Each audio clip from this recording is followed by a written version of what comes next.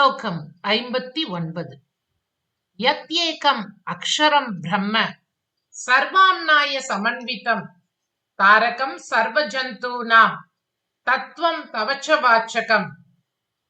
ஒரு எழுத்துதான் எல்லா வேதங்களோடும் இணைந்து வாழ்கின்றது.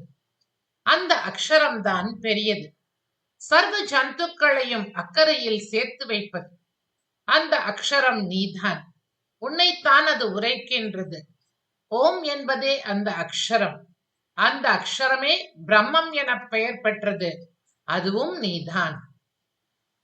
யத்யேகம் அக்ஷரம் பிரம்ம சர்வாம்நாய சமன்விதம் தாரகம் சர்வ ஜந்தூனாம் தத்துவம் தவச்ச வாச்சகம்.